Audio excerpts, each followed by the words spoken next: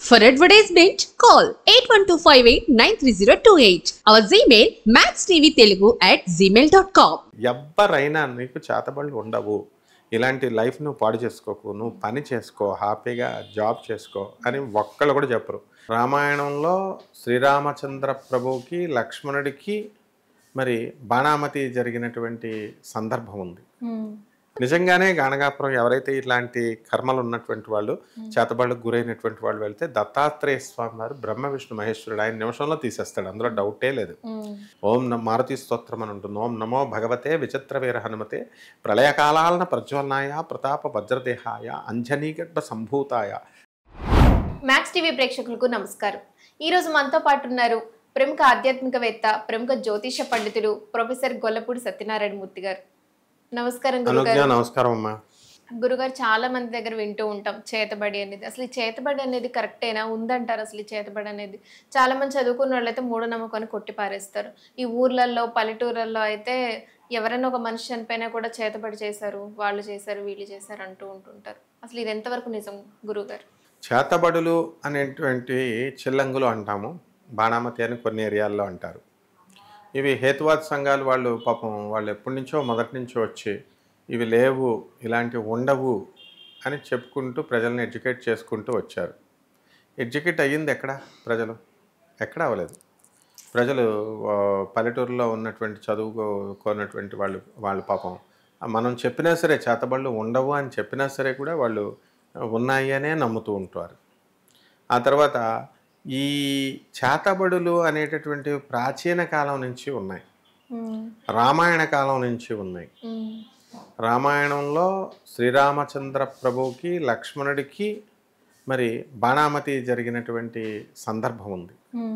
అలాగే ఇంద్రజిత్ అనమాట. ఇంద్రజిత్తు తర్వాత రావణాసురుడు కుమారుడు అయినటువంటి ఆఖరువాడు మహిరావణుడు అంటారు. వాడు ఏకంగా ఇట్లాంటి ఇంద్రజాల మహేంద్రజాల విద్యల్లో బాగా ఇది తీసుకెళ్ళిపోయి అమ్మవారికి బలి ఇవ్వడానికి అంతా రెడీ చేస్తాడు. ఇప్పుడు ఆంజనేయ స్వామి వారినే కళ్ళు కప్పి మాయ చేసి తీసుకెళ్ళిపోతాడు అనమాట, మరొక రూపంలో వచ్చి.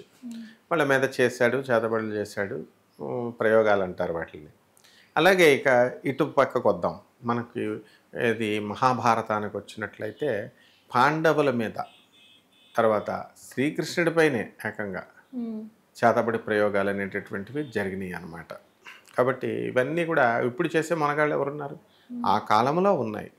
ఆ కాలంలో అది చేతబడి అంటే ప్రత్యేకించి ఏంటో కాదు. ఇప్పుడు ఒక కత్తి ఉంది, ఆ కత్తికి మనము ఒక మనిషి ఉన్నాడు, దాన్ని ఇలా కత్తి ఇలా విసురుతాం, ఎక్కడో చోట తగులుతుంది కదా, తగిలి బ్లడ్ కారుతుంది. అంతేకాని బాగా ఆర్గనైజ్డ్గా వచ్చినటువంటి వాడు మంచి షార్ప్ షూటర్ అయితే కరెక్ట్గా గుండెల్లోకి దిగుతుంది. బయట వాళ్ళకి మామూలుగా ఎక్కడో తగిలి కొంచెం గాయపడుతుంది. సో ప్రయోగాలు అనేటటువంటివి ఉన్నాయి మంత్రశాస్త్రంలో, కానీ అది చేసే మొనగాడు కలియుగంలో ఎవడూ లేడు. వీళ్ళు ఒరిస్సాలో చేస్తారంటారు, లేకపోతే గౌహతిలో అస్సాంలో చేసేటటువంటి వాళ్ళు ఉన్నారు. ఒక గ్రామమే ఉంది ఏకంగా అస్సాంలో చేతబడులు చేస్తారు అనేటటువంటి గ్రామం. అయితే చదువుకున్నటువంటి వాళ్ళు ఇవన్నీ కూడా నమ్మకుండా మా చేతబడులు లేవని కొట్టుపడేస్తారు. అయితే అది కొట్టుపడేయడం మంచిదే, మంచి సింబలే. కానీ ఇక్కడ ఏమవుతుందంటే ఇది మానసికమైనటువంటి వైకల్యం, మానసిక ప్రాబ్లం అని అంటారు, బాగానే ఉంది. అయితే మళ్ళీ వీళ్ళ బంధువుల్లోనే ఎవరికైనా సరే చేతబడులు అయినప్పుడు డెఫినెట్గా వీళ్ళు ఏం చేస్తారంటే దేవాలయాలకు వెళ్ళడం, దేవాలయాలకు వెళ్తే ఏం ప్రాబ్లం ఉండదు, మంత్రగాళ్ళ దగ్గరికి వెళ్ళడం, ఇవన్నీ చేస్తుంటారు. మనకి ఈ చేతబడి అనేటటువంటి చేసే మొనగాళ్ళు లేక వీళ్ళంతా ప్రగల్భాలే అనమాట. నాకు వచ్చు చేతబడి నేను చేస్తున్నాను అనేటటువంటి వాడు ఒకడొకడు లేడనమాట. వాడికి ఏమి రాదు. అది శాస్త్రం అయితే ఉంది, శాస్త్రం ఉంది, కానీ చేసే మొనగాళ్ళు సత్తా వీళ్ళకి లేదు. అందుకనే దాన్ని షట్క్రియలు అంటాం. షట్క్రియల్లో వశ్య, మారణ, మోహన, ఆకర్షణ, తర్వాత విద్వేషణ, ఇలాంటి క్రియలన్నీ కూడా మనం వశ్యం ఇవన్నీ కూడా చేస్తాం. అందులో మారణ క్రియ చేయొద్దు అని చెప్పేసి మంచి కోరుకునేటటువంటి వాళ్ళంతా కూడా చెప్తారు. గురువే చెప్తాడు శిష్యుడికి బోధించేటప్పుడు, మారణం జవులకి వెళ్ళకు, అది రివర్స్ అవుతుంది, ఒక్కోసారి నీ మీదకి వస్తుందని. ఇప్పుడు అది చేతబడి అనేటటువంటిది ఎంత ప్రగాఢంగా మీకు పోయిందంటే మనం చెప్పినంత మాత్రాన ప్రజలు చేతబడి లేదన్నంత మాత్రాన వినరు అనమాట. చేతబడి ఉంది అని చెప్పే వీడియోస్కి ఎక్కువ వ్యూస్ వస్తాయి. చేతబడి లేదు అని చెప్పేటటువంటి వాళ్ళు ఇష్టపడరు, వాళ్ళు ముందు మనస్సు ఇష్టపడరు. ఉంది అని చెప్పడమే వాళ్ళు కూడా కోరుకుంటారు. అంతే, భ్రమల్లో వాళ్ళు మైండ్కి అలా ఇంజెక్ట్ చేసేసారు. అంటే ఇప్పుడు వచ్చినటువంటి వాళ్ళు, అంతకుముందు అటువంటి వాళ్ళు మామూలుగా ఇంజెక్ట్ చేసేసారు. ఇప్పుడు నాకు తెలిసినటువంటి ఊర్లలో ప్రజలే నమ్ముతూ ఉంటారు. ఎందుకు ఊళ్ళెందుకు, గ్రామాల్లో కాదు, ఇక్కడే దిల్సుఖ్ నగర్లో ప్రత్యంగరాదేవి గుడి, వారాహి గుడి అని ఉంటాయి. అక్కడ ఒక అమ్మాయి రమ అని ఉంటుంది. ఆ అమ్మాయి నాలో మగదెయ్యాలు ఎంత జోక్గా ఉంటుందో విను. మా మేనత్త ఒక ఇల్లు అమ్మేయడం కోసం నా ఇల్లుని నాకు చేతబడి చేసేసింది. వాళ్ళ సొంత మేనత్త తనకి చేతబడి చేసిందంట. ఏంటి, ఆమె పేరు మీద ఉన్న ఇల్లు మేనత్త దొంగిలించడానికి. అవునండి, చదువుకున్న వాళ్ళు కూడా కొంతమంది నాకు తెలిసిన వాళ్ళలో నేను విన్నాను. బాగా చదువుకొని మంచి ఉద్యోగం అట్లాంటి వాళ్ళు కూడా ఇలాంటి నమ్మి భ్రమపడే పరిస్థితులు ఉన్నాయి. అది ఎంతవరకు నిజం అదే చెప్తాను, నేను చెప్తాను. I will clarify as a professor గా, ఒక అధర్వణ వేద స్కాలర్ గా, అధర్వణ వేద పండితుడిగా నేను చెప్తాను. రెండిట్లో ఉన్నంట డిఫరెన్స్ని బ్యాలెన్స్ చేస్తూ చెప్తాను. ఇక్కడ అమ్మాయి మా మేనత్త చేసింది, చంపేసింది, చేతబడి చేసింది, అందు బాగుంది. దెయ్యాలు వచ్చినాయంట ఆమెలో 3 దెయ్యాలు ఉన్నాయంట. ఆ 3 దెయ్యాలు కూడా మగ దెయ్యాలంట. 3 దెయ్యాలు మగ దెయ్యాలు. ఈమె మంత్రగాళ్ళ కోయోళ్ళ దగ్గర నుంచి స్టేటస్ మెయింటైన్ చేస్తుంది అనమాట. కోయోళ్ళ దగ్గర నుంచి మొత్తం జ్యోతిష్కులు, గీతిష్కులు, మంత్రగాళ్ళు, బోర్డు కనబడితే చాలు అనమాట. యూట్యూబ్లో ఏదైనా వీడియో వస్తే చాలు, వెళ్ళిపోయి చక్కగా ఏం చేస్తుంది, అందరికీ 200 డబ్బులు ఇస్తుంది. అలా ఆమె, వీళ్ళు ఎవరు కూడా మంచి చెప్పేవాళ్ళు లేరు ఆ అమ్మాయికి. ఒక రాఘవేంద్ర జ్యోతిషాలయం అని ఒక జ్యోతిషాలయం దిల్సుఖ్నగర్లో ఉంటే వాడికి 30,000 ఇచ్చిందంట. ఇచ్చిన తర్వాత ఏమైంది అంటే ఏమీ లేదు. ఇలా చాలా మందికి అలా ఇచ్చుకుంటూ వెళ్తే అక్కడ మహేందర్ అని ఒకడు ఉన్నాడు దిల్సుఖ్నగర్లో. అతను, నీలో మగదయ్యాలు ఉన్నాయి, ఇక్కడ చూడు, ఆమె లవర్ విడిపోయాడంట. ఆమె పెళ్లి చూపులు, ఆమె ఎప్పుడో వెళ్ళిపోయాడు, నాకు పెళ్లి కావట్లేదు అని అంటే, నీలో పెళ్ళి అనే ప్రస్తావన ఎత్తకమ్మా, నీలో మగదయ్యాలు ఉన్నాయి కదా, ఆ మగదయ్యాలు ఘర్షణ చేసేసి నీకు ప్రాబ్లం క్రియేట్ చేసేస్తున్నాయి. కాబట్టి నువ్వు రిలేషన్షిప్లోకి వెళ్ళు, అంతేకాని పెళ్ళి అనే పదం వెళ్ళకు. అతనితోనే నీ లవర్తో ఎవడైతే ఉన్నాడో వాడితో రిలేషన్షిప్లోకి వెళ్ళు అని చెప్పాడు మహానుభావుడు. సో ఈ పిల్ల అట్లాగే ఇంకా భ్రమంలోనే ఇంకా అలాగే ఉంటుంది. లేవమ్మా, ఉండవమ్మా చేతబళ్ళు అలాంటివి అని మనం ఎంతమంది చదువుకున్న వాళ్ళు, ఆమె శ్రేయోభిలాషులు ఎంతమంది చెప్పినా వినదు. ఇంకా పైపెచ్చి ఏమని చెప్పుద్దంటే, మా తమ్ముడికి కూడా చేసేసారు, అయితే మా తమ్ముడు నాకు చేతబడి చేశాడని గుర్తించట్లేదని గానగాపురం వెళ్తుంది. గానగాపురం ఒకసారి కాదు, 2 సార్లు కాదు, ఒక 100 సార్లు పైన వెళ్ళింది అనమాట. నిజంగానే గానగాపురం ఎవరైతే ఇట్లాంటి కర్మలు ఉన్నటువంటి వాళ్ళు, చేతబళ్ళకు గురైనటువంటి వాళ్ళు వెళ్తే, దత్తాత్రేయ స్వామి వారు బ్రహ్మ విష్ణు మహేశ్వరుడు ఆయన నిమిషంలో తీసేస్తాడు, అందులో డౌటే లేదు. ఈ దెయ్యాలు పట్టిన వాళ్ళు, చేతబళ్ళు భావించి అయినే అని భ్రమపడేటటువంటి వాళ్ళు, లేదా మానసిక లోపం. అయితే వీళ్ళంతా కూడా అక్కడికి వెళ్తారు కదా, దత్తాత్రేయుడు కొంతమందికి ప్రయోగాలు జరుగుతాయి. అదే ఎప్పుడంటే హెరిడిటరీగా వస్తాయి అవి, గ్రహాల పరిస్థితిని బట్టి బై బర్తే ఆ ప్లానెట్స్ కాంబినేషన్ వల్ల వాళ్ళకి జీన్స్ ప్రాబ్లమ్స్ వల్ల అట్లా వస్తాయన్నమాట. This is the thing.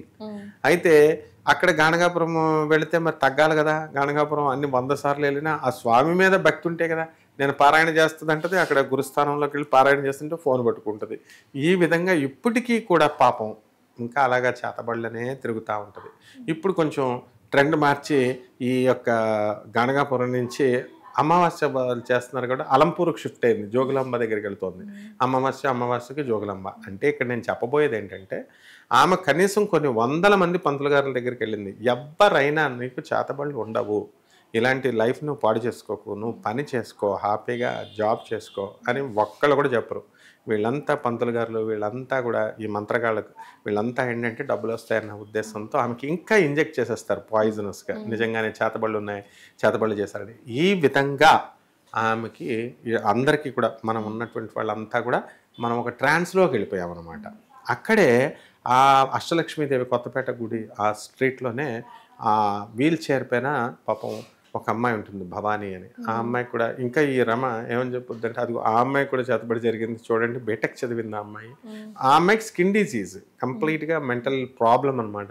Doctor దగ్గరికి వెళ్తే డాక్టర్స్ ఇది ఒక కొత్త ఫ్యాషన్గా చెప్తారు. 5.5 సంవత్సరాలు మెడిసిన్ చదివి, పీజీ పోస్ట్ గ్రాడ్యుయేషన్ చేసి, ఎండి, ఆ తర్వాత సూపర్ స్పెషాలిటీ చేసిన డాక్టర్ల కంటే వీళ్ళకంటే ప్రాబ్లం చేస్తే కామన్ వచ్చిందండి, నార్మల్ వచ్చింది. వాళ్ళకి అది ఏం తెలియట్లేదు. మీకు తెలియదు. చేతబడి చేస్తే ఏదో ఉంది అని అంటారనమాట. అంటే ఆ విధంగా మైండ్ వాళ్ళది ట్యూన్ అయిపోయింది. ఈ జన్మకి ఇంక అంతే వాళ్ళు.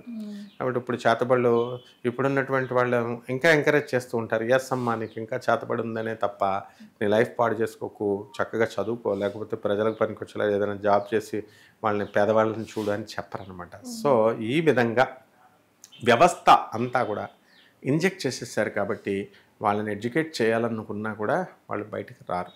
నిజంగానే నేను ఫైనల్ కన్క్లూజన్ మీకు ఏం చెప్తున్నానంటే, చేతబడులు నిజంగానే ఉన్నాయి, కానీ చేసే దమ్ము ఎవ్వరికీ లేవు ఇప్పుడు.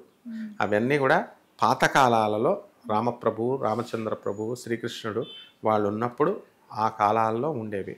మనిషి యొక్క పవర్ డిసింటిగ్రేట్ అవుతూ వస్తుంది, మేధస్సు డిసింటిగ్రేట్ తగ్గిపోతూ వస్తుంది.